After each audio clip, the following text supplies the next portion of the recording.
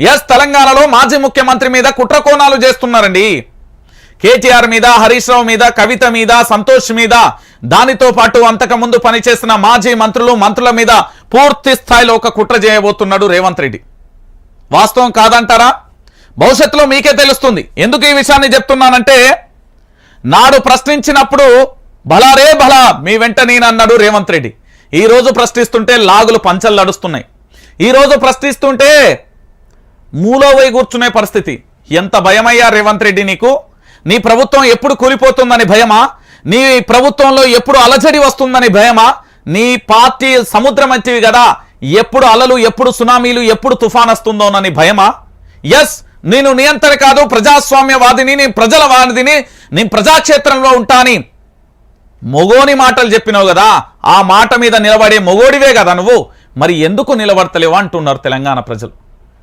Yes, చుట్టూ గిరిగీసి ఒక కంచెను నాటే ప్రయత్నం నువ్వు చేస్తున్నావు. ఈరోజు ఈ తెలంగాణ ప్రాంతంలో ప్రశ్న అనేది ఉండద్దని నువ్వు చేస్తున్నావు. ఈరోజు తెలంగాణ బిడ్డల పాలిట నువ్వు చేయబోతున్న కుట్రలు కుతంత్రాలు అన్నీ కూడా చెప్తా. తెలంగాణ బిడ్డలారా ఒక్కసారి ఆలోచించండి. నా దగ్గర ఉన్న అతిపెద్ద అస్త్రం ఏంటో తెలుసా? ఈ యొక్క ప్రభుత్వాన్ని, నేను చెప్తున్నా కదా, నీ ప్రభుత్వాన్ని మళ్ళీ చెప్తున్నా, 200 కోట్లు ఆల్ సోషల్ మీడియా అన్ని అకౌంట్లు డిలీట్. నేను మళ్ళీ చెప్తున్నా, రేవంత్ రెడ్డి ప్రభుత్వం గారికి హెచ్చరికలు ఇవి.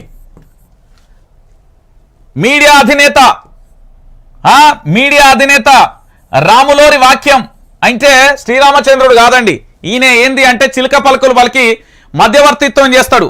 ఈయన ఛానల్లో వీడియోలు డిలీట్ అయితే ఇక్కడ నుండి చలో భారతదేశాన్ని విడిచి ఇతర దేశాలకు వెళ్తారు. ఇంతకుముందు పనిచేసిన ఉన్నత అధికారులందరినీ కూడా వీళ్ళ గ్రిప్లో ఇప్పుడు తెచ్చుకున్నాడు. ఈ 200 కోట్లకు సంబంధించిన డీల్ ప్రస్తుతం నడుస్తుంది. ఈ ఒక్క వీడియో నీ ప్రభుత్వం కూలిపోవడానికి, నేను రాష్ట్ర ముఖ్యమంత్రిగా పనిచేసిన కేసీఆర్ మా ఉద్యమ నేత, నేను ఉద్యమ కాలంలో పనిచేసిన వ్యక్తి, అలాంటి వ్యక్తి మీదనే పోరాటం చేస్తున్నా. మీరెక్కడో ఆంధ్ర సంఖ్యల మీద, ఆంధ్ర మోచేతులు లాగిన మీ మీద పోరాటం చేయడం అంత పెద్ద సులువేం కాదు. ఎస్, వాస్తవం ఈరోజు చాలా రకాలుగా మీరు ప్రయత్నాలు చేస్తారు, చేసుకోరి. 200 కోట్ల రూపాయలు ఎక్కడికి పోయినాయి? సోషల్ మీడియా డిలీట్లు ఎందుకైనాయి? దాంతోపాటు మీడియా పెద్దన్న ఎందుకు మీ వీడియోలను డిలీట్ చేసిండు? దాంతో పాటుగా పూర్తి స్థాయిలో భయంతో భారతదేశాన్ని వదిలి ఎందుకు వెళ్ళింది? ఆ తర్వాత ఉన్నతాధికారులందరినీ మీ దగ్గరికి ఎందుకు తీసుకొచ్చింది? ఈ యొక్క కథను, ఈ సినిమా దర్శకత్వానికి సంబంధించి మీకు కేవలం ఇది డెమో మాత్రమే. ఫ్యూచర్లో దీనికి సంబంధించిన ఫుల్ ఫ్లెడ్జర్గా ఈ ప్రభుత్వానికి సంబంధించి అన్నీ కూడా మీ దగ్గరికి వస్తే గుర్తుపెట్టుకోరు తెలంగాణ ప్రజలారా. ఖచ్చితంగా కూడా ఇవన్నీ ఏం జరగబోతాయో కూడా తెలంగాణ రాష్ట్ర వ్యాప్తంగా ఉన్న ప్రజలందరూ కూడా చూడబోతారు. ఖచ్చితంగా కూడా ఇది వినాలి. ఇది ప్రోమో మాత్రమే, భవిష్యత్తులో వస్తుంది. నీ 200 కోట్లు ఎక్కడి నుండి వచ్చినాయి? చౌదరి ఏం మాట్లాడింది? ఎందుకు పాపం వాళ్ళని వేధిస్తున్నావు, హింస పెడుతున్నావు? అన్ని రకాలుగా ఇంటర్వ్యూ కూడా అతి త్వరలో మీ ముందుకు రాబోతున్నది.